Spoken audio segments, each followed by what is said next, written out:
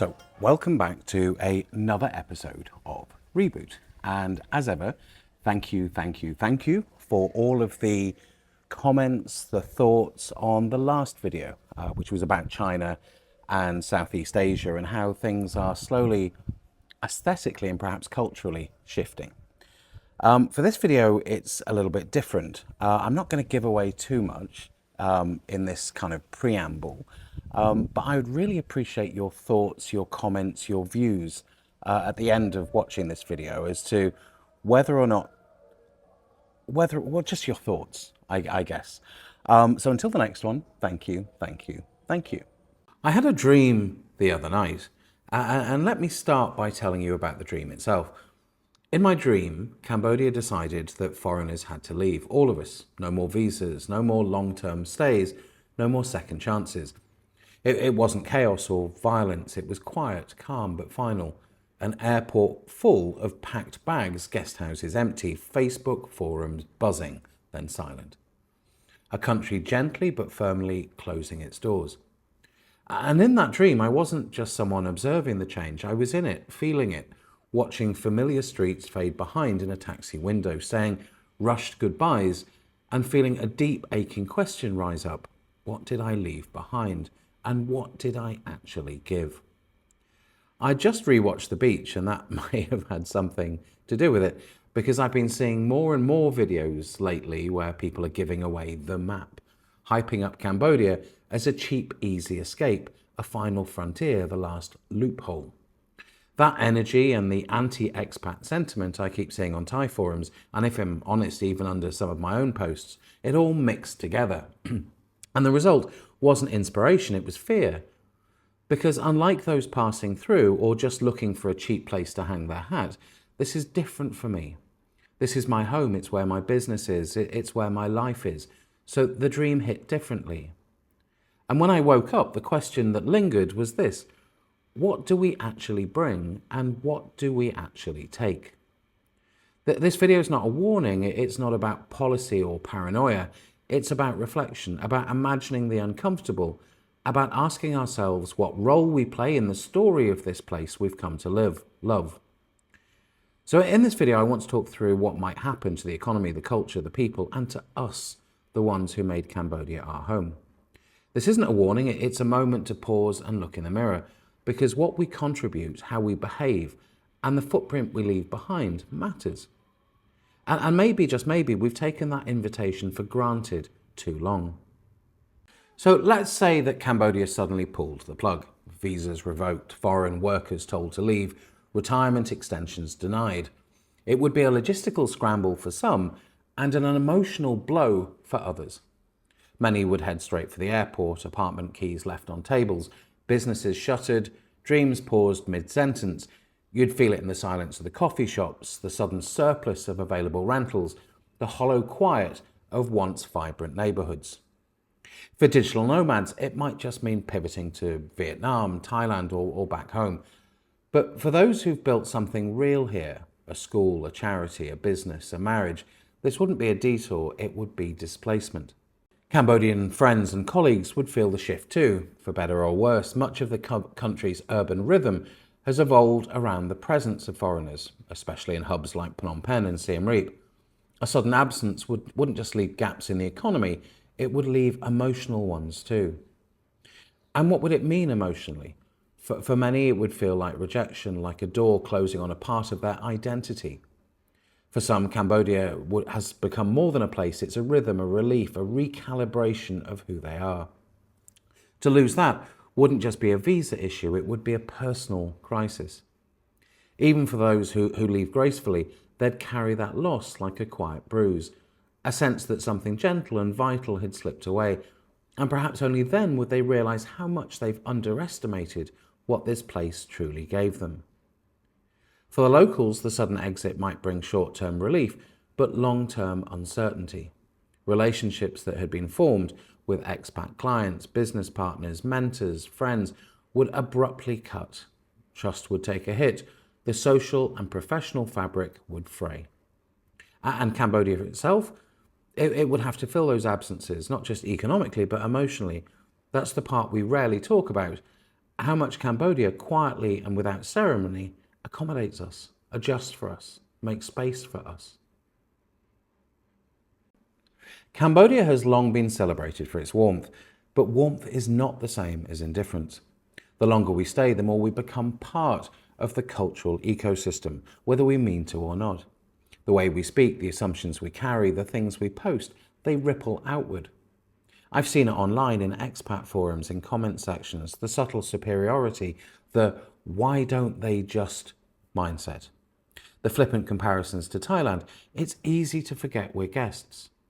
Now imagine that energy magnified, the casual arrogance, the cultural superiority. It wouldn't take long before hospitality frays.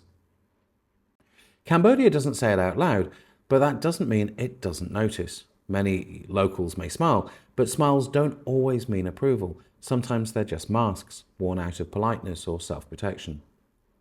The truth is, no matter how open a country may be, when too many people treat it like a stage rather than a society, it pushes back.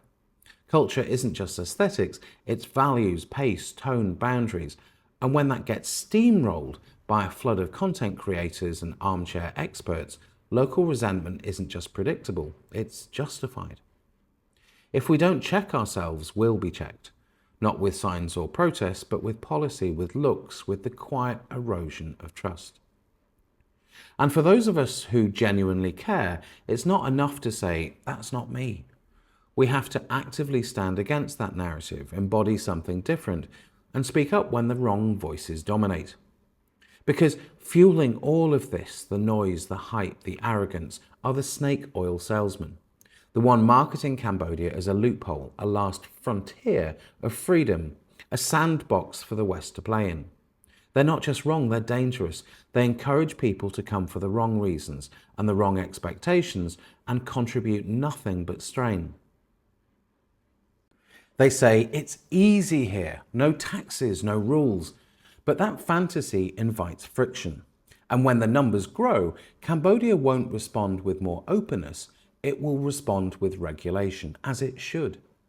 And that's exactly what we've been seeing happen in Thailand. A wave of new arrivals looking for the easy life has triggered tighter visa rules, tax enforcement, and digital tracking. The very people who once sold Thailand as a carefree haven are now the ones saying, it's not what it used to be. They blame the country, but never their own hype. That same narrative, the idea of paradise without responsibility, is now being ported over to Cambodia. And if we're not careful, we'll repeat the cycle here too. So just let me be clear first. I pay my tax, I have a business, I employ staff, and I'm happy to be above board. But for many, that shift would be jarring. It would mean declaring income. It would mean paying tax. In other words, the very opposite of what brought them here in the first place. And when those same people are forced to comply, they'll be the first to complain, to blame the country for changing, rather than themselves for misrepresenting what it was in the first place. This is the slow erosion of trust, not between governments, but between people and the places they claim to love, but fail to respect. So what do we actually learn if we face the possibility of being told to leave? It forces us to ask what this place truly meant to us. Was it just a backdrop, or was it something more? For me, the answer is clear. This is my home, not just in the legal sense, but emotionally, spiritually. I've grown here, I've stumbled here, I've redefined my values here. And that's not something you can replicate on a tourist visa. I think many expats feel the same, but haven't articulated it. We come looking for freedom and we find it, but we also find stillness, we find community, we find pieces of ourselves that we lost in the West. And yet we rarely give back in equal measure. So maybe the whole point of this reflection is to stop pretending we're invisible. We're not. We have an impact economically, socially, and culturally, and with that comes responsibility. Maybe that's the whole point. Maybe the dream, the nightmare, was a reminder that what feels casual to some of us is sacred to others, that we can't take it endlessly and expect to be welcomed endlessly. So if you've built a life here or are thinking about it, ask yourself not just how easy it is, but how deeply you're willing to participate, learn the language, support local businesses, show up in ways that don't serve your image, but support your neighbours. Because long-term peace isn't granted, it's earned. And the only way we get to keep this strange, beautiful, unexpected life is if we live like we deserve it. And maybe that's the real answer to the question, what if Cambodia said no? It would hurt, it would change us, but maybe it would also remind us of what we had and how important it was to protect it while we still could. So if you've made it all the way to the end of the video, thank you. And I'm excited about reading your comments in the comments box below about whether or not any of my thoughts or observations resonate. The other thing I want to ask is I'm struggling a little bit with work. I have several trips planned, and this week was also a little bit challenging, having to spend time in the office in Phnom Penh. So what I was thinking is maybe we adjust the channel slightly. So one video a week I'll make on my thoughts, my observations, what's going around in here. But the other video would be great to share your thoughts, your comments, your lived experiences in Cambodia. What brought you here? Relationships, life in general. So I'd love it if you could drop me an email with your story. And for one of the episodes a week, I'll spend time reading out subscriber stories, thoughts, opinions, experiences. I thought that would be not just good in the sense that it reduces, I don't want to work, I don't want to not work, but I'm a little bit stressed. So I thought it would diversify the channel and also bring more voices through this particular platform. The other thing is, so what's in it for me? I have hundreds and hundreds of these cups left.